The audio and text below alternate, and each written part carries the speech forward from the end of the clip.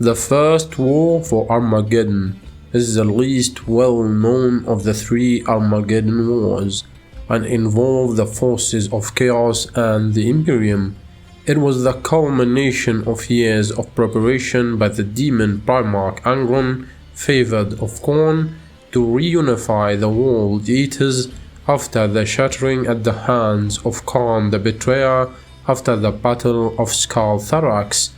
The war began within the hated region of space and the Great Warp Rift known as the Eye of Terror, the forces within being devoted to the service of Chaos and the ruinous powers usually fought against each other, as was their fractious nature, but occasionally and inexplicably they put aside their rivalries to form an assault in the form of Chaos undivided on their common enemy, the Imperium of Man.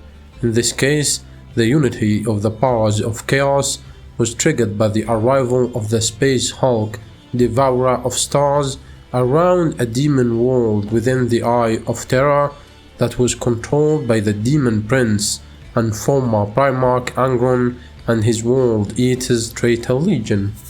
Angron had spent much of the last 10 millennia attempting to restore some level of unity amongst the divided war bands of what had once been his 12 Legion of Space Marines.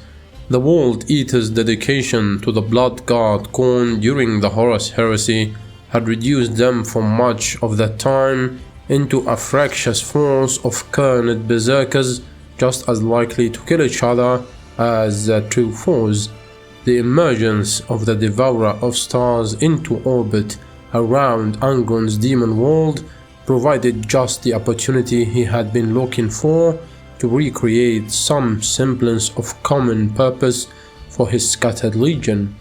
The Space Hulk proved sufficiently large enough to carry huge numbers of chaotic troops, but only on an erratic course into real space. This is how the forces of Chaos unexpectedly emerged from the warp aboard the Space Hulk in the Armageddon system in 444 M41. The arrival of Angron at Armageddon probably had nothing to do with Angron's own desires. Rather, the location was determined by the chaotic currents of the warp, which sent his Space Hulk to Armageddon, possibly at the whim of one of the Chaos gods, probably Khorne, if there was any intent behind the Devourer of Stars course at all. Meanwhile, on Armageddon, a series of strange events culminated in armed rebellion breaking out in half a dozen hives. Armageddon consists of three main land masses. Most human life is located on the main continent, which is split into two parts, Armageddon Prime and Armageddon Secundus, separated by the thick band of jungle known simply as the Equatorial Jungle. The revolts were quickly put down in Armageddon Secundus, but amongst the more widely scattered hives of Armageddon Prime, they proved more difficult to eradicate, as the planetary defense forces seemed capable of dealing with the revolt. No additional units were sent by the Imperium.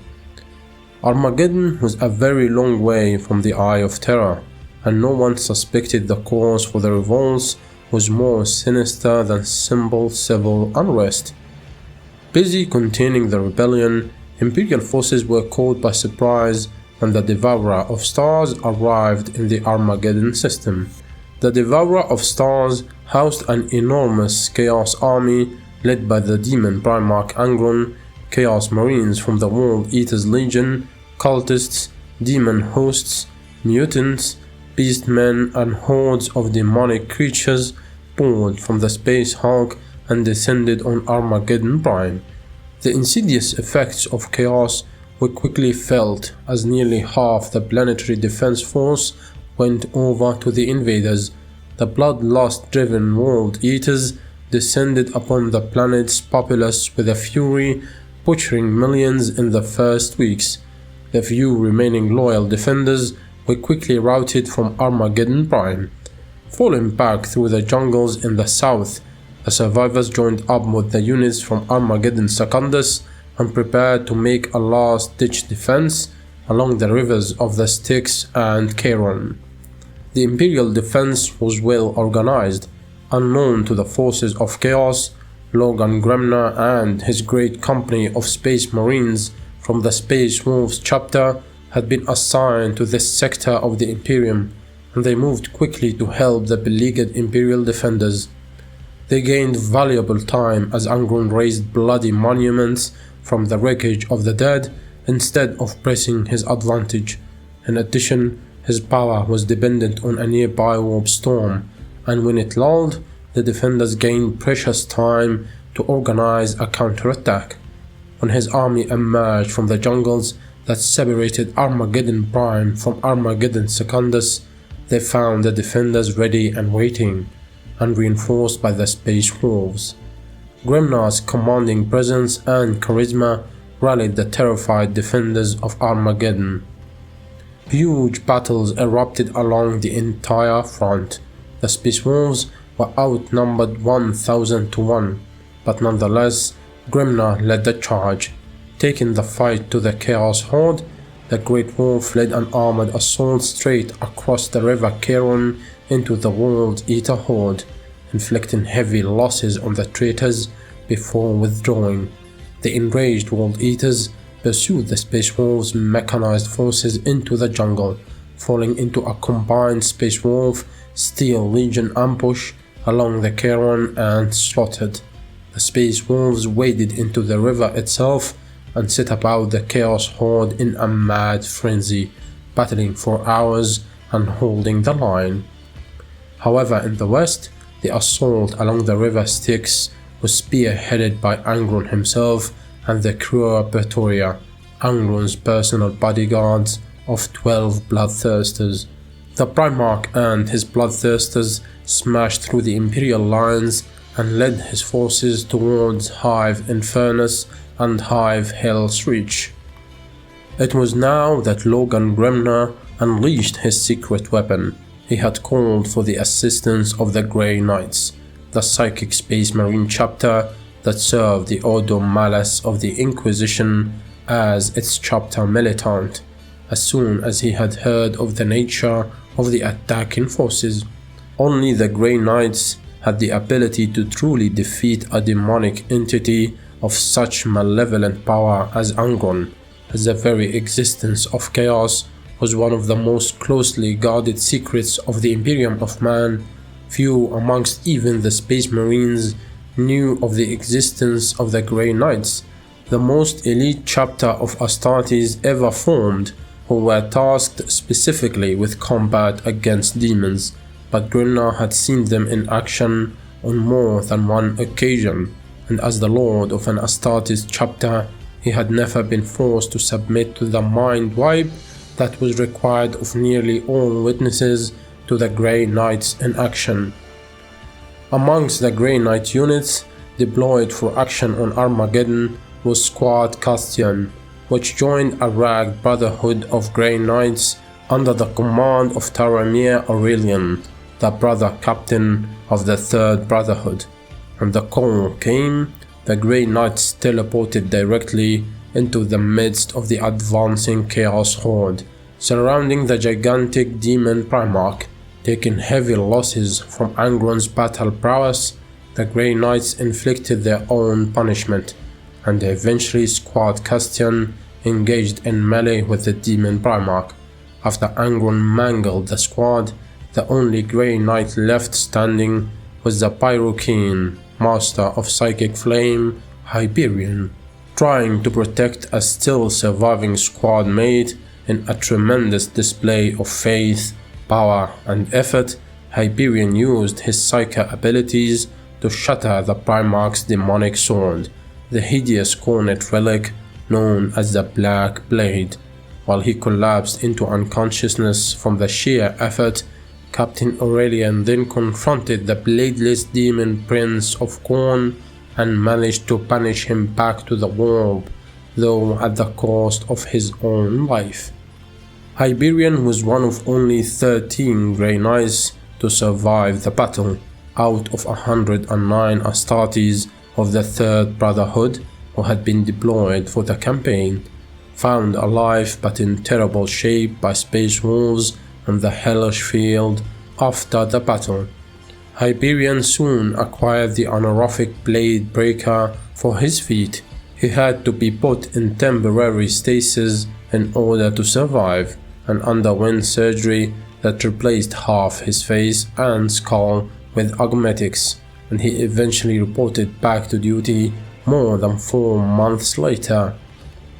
The Grey Knights had defeated the Demon Prince, hurling his spirit back into the warp from where he could not return for over 100 Terran years, at the same time as the Grey Knights were teleporting directly into the center of the demonic force to launch their attack on the Daemon Primarch. The Space Wolves launched their own massive counter-offensive all along the Imperial lines. The forces of Chaos were routed after they watched their leader defeated, and only the World Eaters managed to retreat back to the Space Hulk and escape into the safety of the warp. The Imperial victory was complete and overwhelming. Although they had won, the victorious soldiers of Armageddon were doomed. They had gained knowledge of the existence of Chaos and been exposed to its corruption. Fearing the secrets of Chaos and the betrayal of the Primarchs would become known. Moreover, the Ordo Malus was fearful that the taint of chaos and corruption lingered within the surviving population. As a result, a general purge was organized by Lord Inquisitor Gesme Caesanorus. The surviving civilians would be herded into labor camps and sterilized, while the Armageddon Steel Legion survivors would be destroyed in their transports as they left for new missions. Space Wolves Great Wolf Logan Grimnar, familiar with Ordo Malus policy, suspected this would be attempted, but received assurances from both the Inquisition and Grey Knights that most of the survivors would not be harmed. Grimnar, fighting alongside the men and women of Armageddon, was adamant that these brave fighters and survivors be left unharmed. Nonetheless, Grimnar was suspicious and kept his large fleet in orbit over Armageddon. The purges began on Armageddon itself, with inquisitorial stormtroopers telling the civilian population that they were to be relocated to camps temporarily while their homes were cleared of any lingering corruption. As they entered the camps, revealed to be little more than forced labor camps, they were sterilized by injections said to be inoculations. Meanwhile, the Grey Knights fleet begins to assault disembarking Imperial Guard troop transports, destroying many. However, the Space Wolves fleet intervened, attempting to block the Grey Knights' line of fire and even coming under fire themselves. The Wolves' ships refused to return fire, not wanting to give the Inquisition the excuse it needed to declare them a renegade chapter. However, when the Space Wolves battle barge Gelfarheim arrives over Armageddon, the Inquisition and Grey Knights are forced to stand down in the face of the Wolves' overwhelming firepower.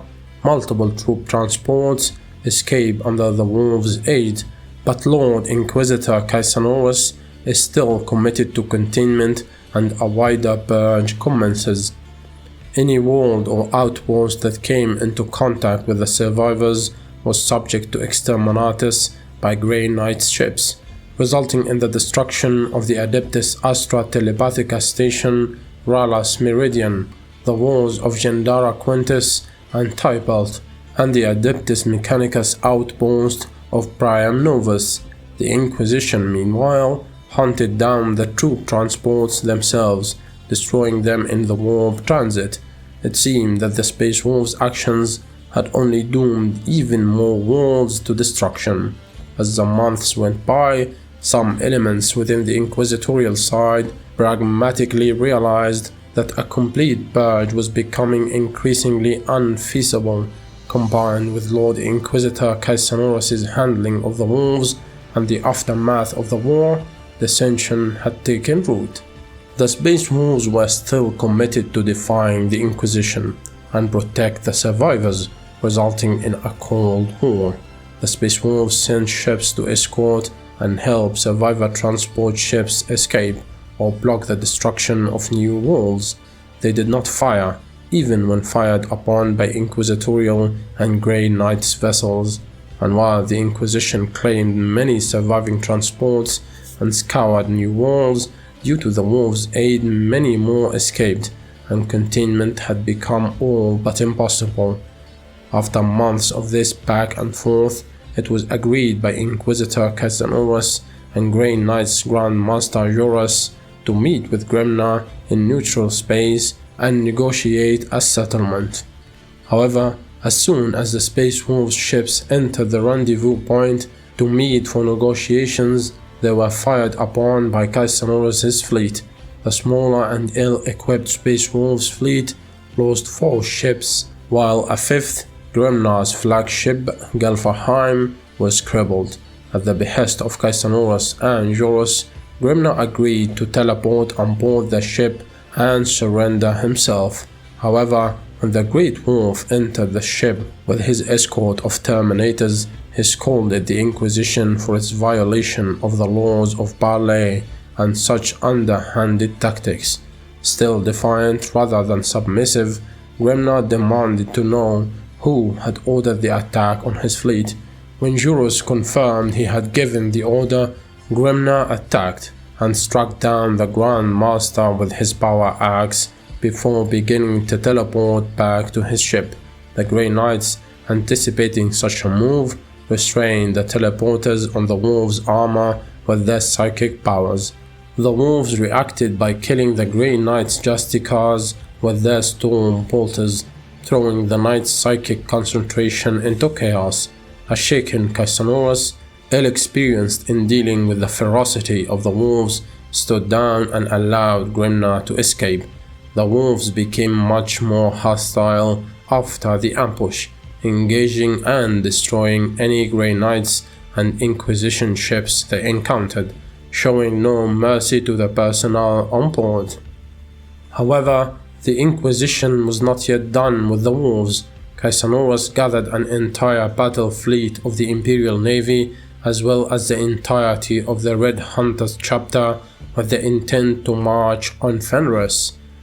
The planet was virtually undefended, as the vast majority of the Space Wolves and their chapter fleet were disposed on missions across the galaxy. Caesarius, directing operations from his flagship, again asked for a parley with any ranking Space Wolf available, to which the few Space Wolves present agreed.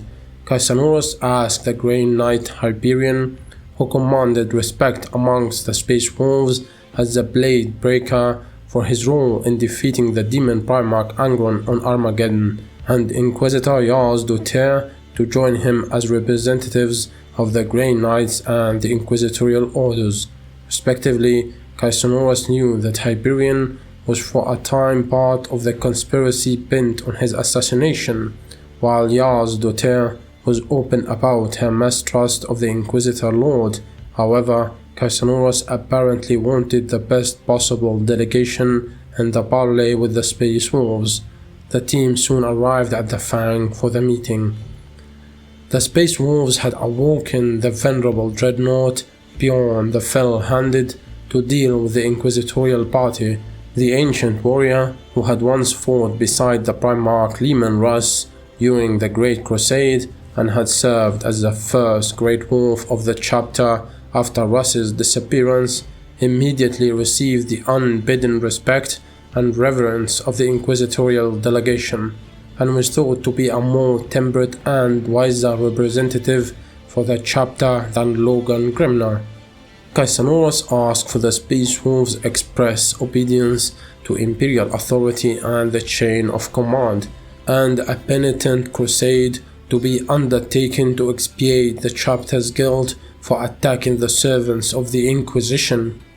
In exchange, the Inquisition and the Imperium at large would take no other action or censure against the chapter, countering that Caesarius was asking a proud, storied chapter that had served mankind for millennia to kowtow to faceless bureaucrats who ruled according to expedience rather than honor. Further, this was demanded whilst the Inquisition's orbital guns were locked on the Fang. He asked Caesarius to make a more rigorous presentation of his case, but before the latter could start, and to everyone's surprise, the Space Wolves chapter fleet under the command of Logan Grimnar translated from the warp near Fenris. The fleet had travelled at extraordinary speed and at the cost of its ruined priestess lives to arrive in time. The negotiations abruptly ended, and the Inquisition delegation made haste to Coral's Hope, following yet another short and fruitless exchange between the panicked Caesarius and the snarling Grimnar over ship-to-ship walks. An all-out close-quarters naval battle broke out above Fenris. Despite the presence of senior Imperial Navy officers from the battle fleet Solar, Caesarius took command of the Inquisitorial fleet from Coral's Hope stratagem. His panicky state disappeared, and he exhibited remarkable calmness under pressure and intricate knowledge of large-scale, complex naval tactics. He ordered half of the Inquisition assets to commence conventional-only bombing of the Fang, whose defense batteries were already engaging his armada, whilst coordinating the maneuvers and targets of the other half of his ships. Upon detection of Space Wolves boarding torpedoes approaching his fleet, he ordered the Red Hunters to counterboard the Space Wolves vessels that had fired the torpedoes. While the battle was raging, Grimnar had the Skrammer come abreast of the Coral's Hope, where the Astartes vessel's superior shields, armor, and broadside proved deciding factors as the Coral's Hope's void shields failed first. Immediately, Grimnar and his Wolf Guard teleported from the Skrammer to the bridge of the Inquisitorial battle cruiser. As the Wolf Guard caused mayhem on the bridge, Grimnar sprinted towards the command throne, where Caesarius stood. Despite resistance by Hyperion and one other Grey Knight, and the assistance of Inquisitor Jarl's daughter, the Great Wolf quickly reached the Inquisitor Lord. Caesarius was unarmed, yet he was a powerful psyker with telekinetic abilities. However, either he did not care to defend himself, or he did not have time to react, given the Great Wolf's speed and ferocity, for Grimnar, in one swift move, unceremoniously decapitated the Inquisitor Lord. Caesarius' death was not enough to placate the enraged Space Wolves, who continued their rampage until shortly afterwards Bjorn the Fell-Handed teleported to the bridge of Coral's Hope and bade everyone to stop this madness. Thanks to his timely intervention and mediation, the battle ended and a truce was sought amongst the combatants. With the death of Caesarius, combined with the heavy losses their enemies had suffered, Grimnar accepted. Both sides agreed to stand down, and the Inquisitorial fleet departed from Fenris, while the Wolves reluctantly halted the campaign against the Inquisition. Grimnar has never forgiven nor forgotten the war, while the Space Wolves are viewed with great animosity by much of Sigmantum Solar's administratum and the Grey Knights. The Grey Knights specifically suffered serious casualties during the conflict, with several of the chapter's starship lost, as well as a Brotherhood strength contingent of irreplaceable Astartes. The casualties came on the heel of the First War of Armageddon campaign, which had already cost both sides dearly. Even more damaging were the unspoken repercussions, the almost total breakdown of trust between the Space Wolves and Imperial authorities, especially the Inquisition, the second-guessing of the Inquisitorial masters by some Grey Knights, and the obvious reluctance of others to join Caesarius' containment campaign. However, despite the dissent within his ranks, Caesarius was not a rogue operative. He summoned a large number of Inquisitors and an entire chapter of Space Marines with their fleet. He prosecuted an 8-month violent campaign against a celebrated loyalist first founding chapter of Space Marines and had exclusive call on a Brotherhood strength force of Grey Knights, using them clearly outside of the anti-demon mission parameters. Cassanoris's mandate was coming from the higher echelons of the Inquisition and was made obvious during the discussion of the truce terms among the assembled Inquisitors over Fenris. The Inquisitors had no choice but to accept the truce, yet they immediately started to ponder ways of bringing the Space Wolves to heel, going so far as to consider manipulation of the chapter's gene seed. The Space Wolves also had no illusions. The Inquisition was not going to leave them in peace, even as the last Inquisition vessel was departing Fenris. Grimnar and the remnants of the chapter were preparing for the next round of their conflict with the Imperium's secret police. Alright guys, hopefully you enjoyed this. If you want more of the Warhammer 40k universe, make sure to subscribe and hit that like button to stay tuned.